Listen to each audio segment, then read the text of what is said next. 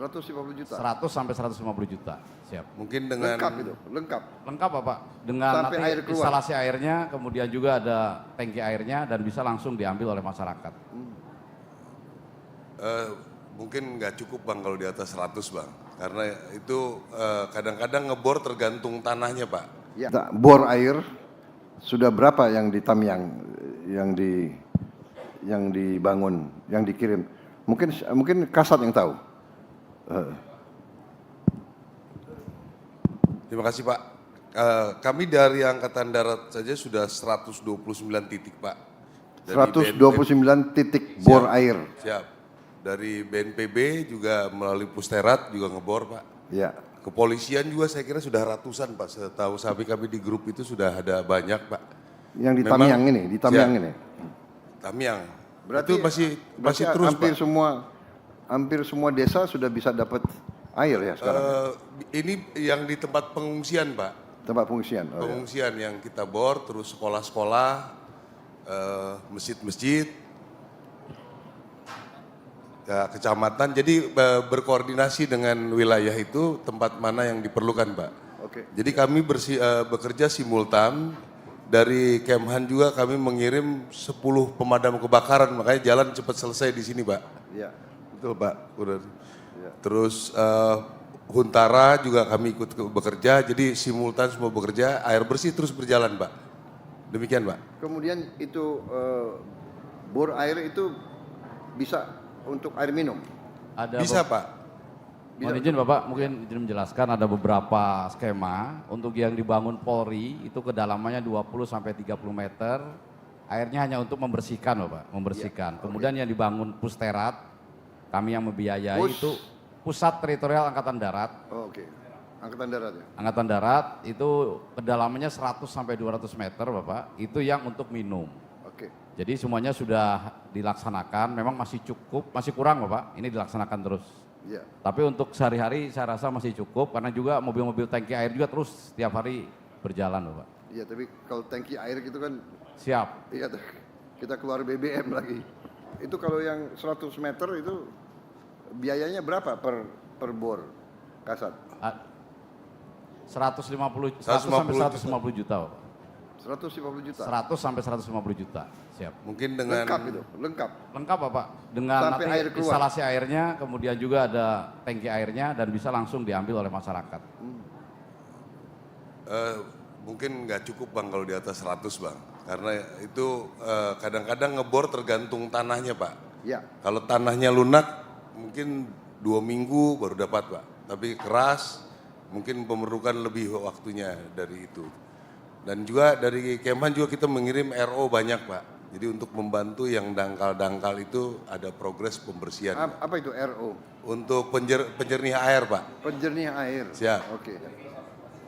Penjernih air yang berupa di mobil. Ya. Berapa unit saya belum ini jelas di daerah sini Pak.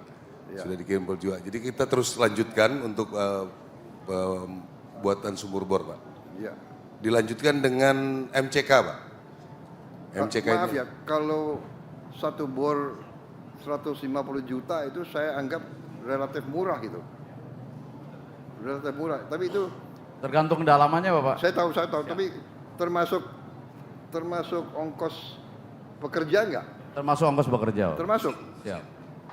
Atau kalian pakai tentara enggak dibayar gitu? Bayar Bapak. Siap. Tetap. Enggak, saya anggap itu relatif murah. Karena saya dulu ngebor agak besar, tapi memang tergantung tanah. Izin Bapak Presiden. Ya.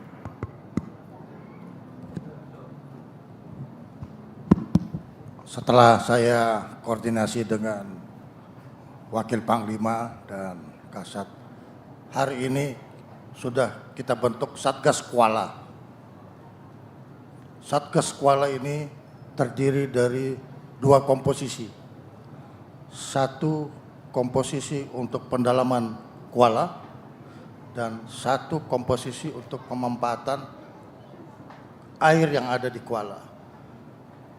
Di 2 komposisi kapal ini akan kita naikkan water treatment system sehingga air yang ada di Kuala kita ambil, kita olah sehingga menjadi air jernih. Kita akan hari ini, siang ini terbentuk Satgas. 2 minggu kemudian kami akan operasional mulai dari Kuala Simpang. Demikian Bapak Presiden. Bagus, terima kasih. Koordinasi sama gubernur ya, daerah masing-masing semua. Ada lain-lain yang mau dilaporkan ke saya? Yang perlu tindakan? Kalau begitu terima kasih ya, dirut juga. Semuanya, semua lembaga, dan antara juga terima kasih Anda tanggap turunnya cepat. Tapi nanti kita perbaiki terus karena kualitas hidup rakyat kita itu menjadi bahan utama pemikiran saya ya. Jadi kualitas hidupnya harus bagus, lebih baik dari sebelumnya. Bukti, kita sekarang dalam rangka membuktikan. Jadi kalau ada menteri-menteri pejabat turun itu dia tidak turun untuk wisata, dia datang, ia melihat, mencatat, mengerti, mengambil keputusan. Kan demikian kan. Jadi hari ini umpamanya Danantara membuktikan dalam 8 hari bisa membangun 600 hunian yang menurut saya ya cukup baik. Saya koreksi sedikit, saya tanya bagaimana ini ya kan, seng panas, coba dipikirkan kalau bisa kita kasih apa solusi. Mungkin solusinya tidak usah mahal-mahal, solusinya mungkin dari bahan-bahan lokal, apa itu anyaman atau apa ya kan, dari ijuk atau dari apa dilapisi di bawahnya seng. Ya, tidak perlu bahan mahal atau hal-hal yang sangat sederhana. Mungkin ya, mungkin cukup dengan bahan tekstil ditutup di bawahnya seng itu.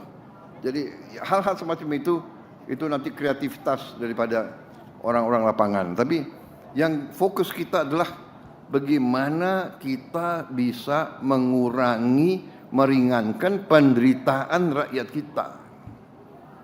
Itu pikiran kita sebagai pejabat dan pemimpin. Ya, jadi hal-hal yang apa itu nyinyir itu kita anggap sebagai katakanlah sebagai peringatan bagi kita. Tapi kita tidak boleh terpengaruh ya. Sekali lagi, tidak datang salah. Ya kan?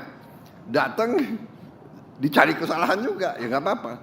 Jadi tugas kita, saya walaupun tidak sehari-hari sama saudara, ya saya di pusat, ya saya berpikir bagaimana saya atasi ini, membantu saudara di lapangan. Ya. Subscribe, share, like, and comment. Subscribe, share, like, and comment.